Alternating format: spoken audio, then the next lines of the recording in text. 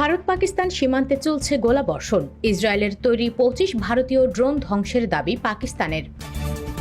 জম্মু দিয়ে ভারতে প্রবেশকালে 7 পাকিস্তানিকে গুলি করে মারল বিএসএফ।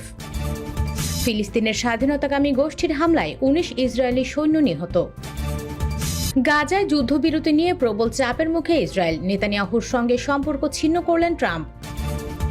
ভারতের সাথে চূড়ান্ত যুক্ত করতে কারাগার থেকে মুক্ত করা হচ্ছে ইমরান খানকে। দর্শক, শিরোনামগুলো শুনছিলেন, এবার জানিয়ে দিচ্ছি বিস্তারিত। ভারতের জম্মু সীমান্ত এলাকায় 7 পাকিস্তানিকে গুলি করে হত্যা করেছে ভারতের সীমান্তরক্ষী বাহিনী বিএসএফ।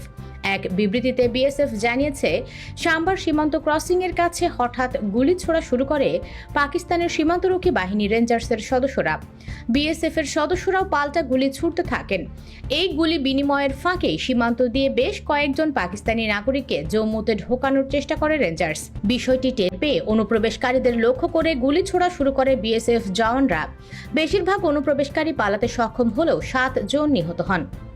মার্কিন প্রেসিডেন্ট ডোনাল্ড ট্রাম্প মধ্যপ্রাচ্যে একটি বড় কৌশলগত চুক্তির দিকে এগোতে চাইছেন, বিশেষ করে সৌদি আরবের সঙ্গে। তবে এই পথে গাজা যুদ্ধ এখন প্রধান বাধা হিসেবে দেখা দিয়েছে, যে কারণে গাজায় চলমান আগ্রাসন বন্ধে এবং হামাসের সঙ্গে একটি সমঝোতায় পৌঁছাতে দখলদার ইসরায়েলের ওপর ব্যাপক চাপ সৃষ্টি করছে যুক্তরাষ্ট্র।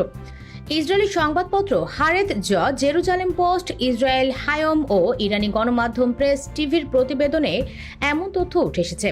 সংবাদ মাধ্যমগুলোর প্রতিবেদন অনুযায়ী হোয়াইট হাউস তেল আবিবকে সতর্ক করে বলেছে, যদি তারা হামাসের সঙ্গে যুদ্ধবিরতির চুক্তিতে সম্মত না হয়, তাহলে তাকে একাই পরিণতির মুখোমুখি হতে হবে।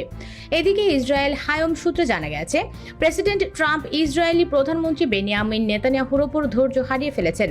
সেই সঙ্গে তিনি পশ্চিম এশিয়ায় মার্কিন উদ্যোগ এখন আর থামিয়ে রাখবেন না। অন্যদিকে মার্কিন প্রেসিডেন্ট ডোনাল্ড ট্রাম্প ইসরায়েলি প্রধানমন্ত্রী বেনিয়ামিন নেতানিয়াহুর সঙ্গে সরাসরি যোগাযোগ বন্ধ করে দিয়েছেন বলে জানিয়েছেন ইসরায়েলের একটি সামরিক রেডিও। ইসরায়েলি আর্মি রেডিওর সাংবাদিক ইয়ানির কোজিন এক্স এ দেওয়া এক পোস্টে বলেন, ইসরায়েলের কৌশলগত বিষয়ক মন্ত্রী রন ডারমারকে ট্রাম্পের ঘনিষ্ঠ সহযোগীরা জানিয়েছেন, ট্রাম্প বিশ্বাস করেন যে নেতানিয়াহু তার সঙ্গে প্রতারণা করছেন। এমন প্রেক্ষাপটে সৌদি আরবের সঙ্গে যুক্তরাষ্ট্রের সম্ভাব্য চুক্তির অংশ হিসেবে একটি শান্তিপূর্ণ গাজা পরিস্থিতি এবং ফিলিস্তিন রাষ্ট্রের সম্ভাবনা সম্পর্কিত ইসরায়েলের ঘোষণাও সৌদির পক্ষ থেকে প্রত্যাশিত। এসব নিয়েই মূলত যুক্তরাষ্ট্র এখন গাজায় যুদ্ধবিরতির জন্য ইসরায়েলের ওপর কৌশলগত ও কূটনৈতিক চাপ বাড়িয়েছে। ট্রাম্প প্রশাসনের দৃষ্টিতে গাজা যুদ্ধ বন্ধ না হলে সৌদি মার্কিন চুক্তি থেকে বাদ পড়তে পারে ইসরায়েল।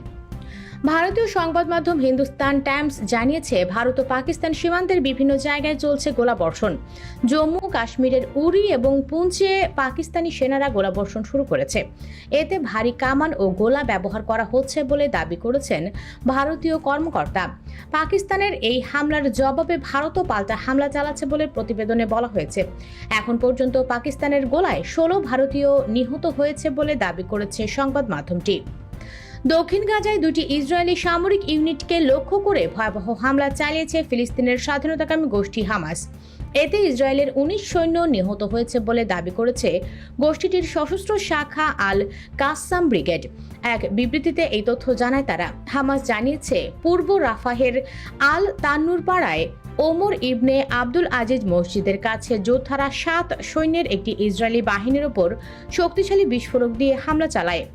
এতে সব সৈন্য নিহত হয়। গোষ্ঠীটি আরও জানিয়েছে, একই পাড়ায় আল ফিদাই জংশনের কাছে একটি বাড়ির ভেতরে ধ্বংস অভিযান চালানোর প্রস্তুতি নেওয়ার সময় তারা 12 জন সৈন্যের একটি ইসরায়েলি ইঞ্জিনিয়ারিং ইউনিটকে 2টি অ্যান্টি পার্সোনাল এবং অ্যান্টি আর্মর শেল দিয়ে হামলা চালিয়েছে। হামাসের এই সশস্ত্র শাখা জানায়, বাড়ির ভেতরে বিস্ফোরণের কারণে বহু হতাহতের ঘটনা ঘটেছে এবং গোষ্ঠীটি মৃত ও আহতদের সরিয়ে নেওয়ার জন্য ইসরায়েলি হেলিকপ্টার অবতরণ করতে দেখেছে।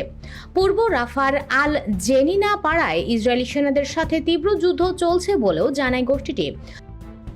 ইয়েমেনের সশস্ত্র বাহিনী আবারও একটি হাইপারসনিক ব্যালিস্টিক ক্ষেপণাস্ত্র দিয়ে ইসরায়েলের বেন গুরিয়ন বিমানবন্দরে হামলা চালিয়েছে। পাশাপাশি একটি ইয়াফা ড্রোন দিয়ে তেল আবিবে সফল হামলা চালিয়েছে। আনসারুল্লাহ নিয়ন্ত্রিত ইয়েমেনি সশস্ত্র বাহিনীর মুখপাত্র ব্রিগেডিয়ার জেনারেল ইয়াহিয়া সারি শনিবার এক বিবৃতিতে এই তথ্য জানান। খবর বার্তা সংস্থা মেহের।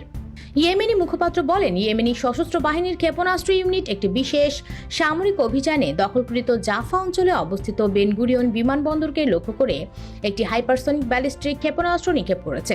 ইয়াহিয়া শারির ভাষায়, সর্বশক্তিমান আল্লাহর অনুগ্রহে ক্ষেপণাস্ত্রটি তার লক্ষ্যবস্তুতে সফলভাবে আঘাত এনেছে এবং শত্রুর আকাশ প্রতিরক্ষা ব্যবস্থা তা প্রতিহত করতে ব্যর্থ হয়েছে।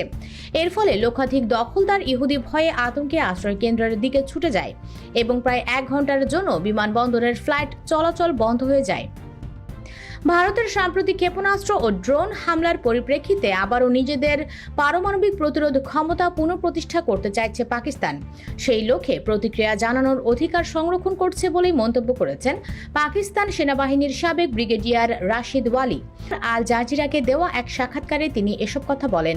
এদিকে পাকিস্তানের পাঞ্জাবের কয়েকটি জেলায় শুক্রবার আরও 6টি ড্রোন গুলি করে নামিয়েছে পাকিস্তানের নিরাপত্তা বাহিনী।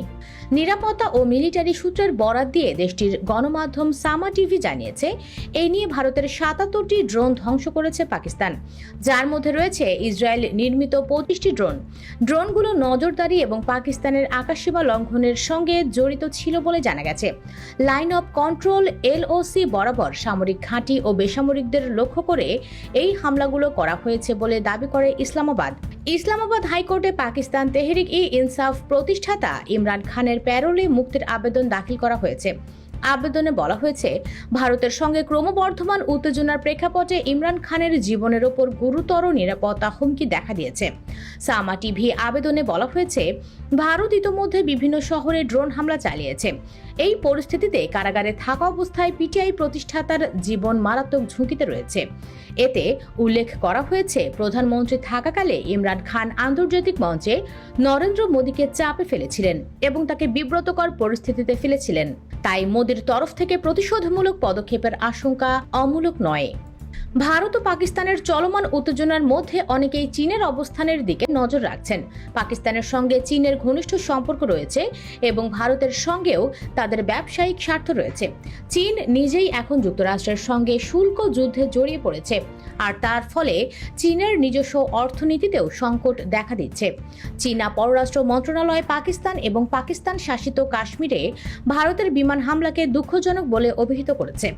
ভারত ও পাকিস্তানের মধ্যে ক্রমবর্ধমান উত্তেজনা নিয়ে এক প্রশ্নের জবাবে চীনা পররাষ্ট্র মন্ত্রণালয়ের মুখপাত্র বলেন, তারা বর্তমান পরিস্থিতি নিয়ে উদ্বিগ্ন। ওই মুখপাত্র বলেন, ভারত ও পাকিস্তান একে অপরের প্রতিবেশী এবং সব সময় তাই থাকবে।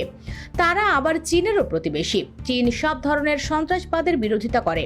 উভয় দেশকে শান্ত থাকার, সংযম বজায় রাখার এবং পরিস্থিতিকে আরও জটিল করে তুলতে পারে এমন পদক্ষেপ এড়িয়ে চলতে বলেন ওই মুখপাত্র। বিশেষজ্ঞরা মনে করেন, চীন কখনোই চাইবে না পাকিস্তান অস্থিতিশীল থাকুক।